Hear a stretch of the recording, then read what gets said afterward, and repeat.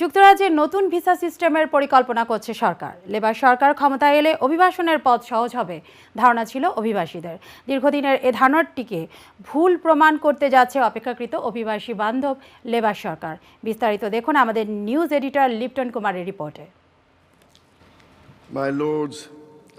যুক্তরাজ্যের রাজা চার্লসের সম্প্রতি দেওয়া একটি বক্তব্যের পর লাখো অভিবাসীর কপালে চিন্তার ভাঁজ। একটি নতুন কর্মসংস্থান আইন ও ব্যবসার মালিকদের বিদেশি অভিবাসী শ্রমিকের ওপর নির্ভরশীলতা কমানোর পরামর্শ দিয়েছেন তিনি। এর পরিবর্তে স্থানীয় নাগরিকদের চাকরিতে প্রবেশাধিকার দিতে প্রশিক্ষণ ও দক্ষতা উন্নয়নকে স্থানীয় শ্রম ব্যবস্থার অংশ করার বিষয়ে জোর দেন তিনি। রাজার নির্দেশনা মেনে নতুন নিয়মের অনুমোদন দিতে পারেন প্রধানমন্ত্রী কিয়ার স্টারমার।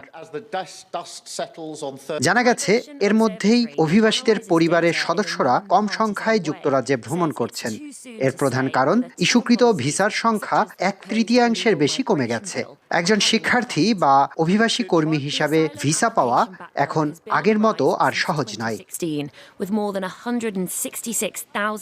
গণমাধ্যমে প্রকাশিত একটি গবেষণা বলছে, গত বছরের তুলনায় এবছর দক্ষ অভিবাসী কর্মীদের ভিসা দেওয়া কমিয়ে দিয়েছে সরকার। গত বছর দক্ষ শিল্প শ্রমিকের সংখ্যা ছিল 3,97,800, যা এবছর কমে 2,62,000-এ নেমেছে। যুক্তরাজ্যে আসা ডিপেন্ডেন্ট বা নির্ভরশীলদের সংখ্যাও প্রায় 40% কমেছে। অভিবাসী কর্মীদের নির্ভরশীলদের সংখ্যা নেমে গেছে 1,14,100-তে।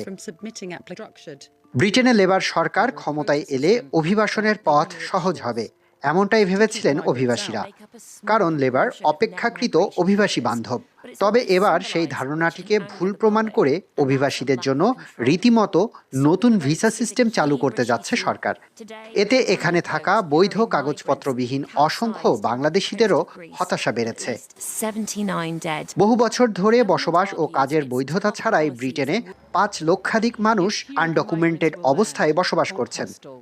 সঠিক পরিসংখ্যান না থাকলেও লক্ষাধিক বাংলাদেশি বৈধ কাগজপত্রহীনভাবে ব্রিটেনে বসবাস করছেন বলে দাবি করেন অনেকে। Lipton Kumar, ion news time.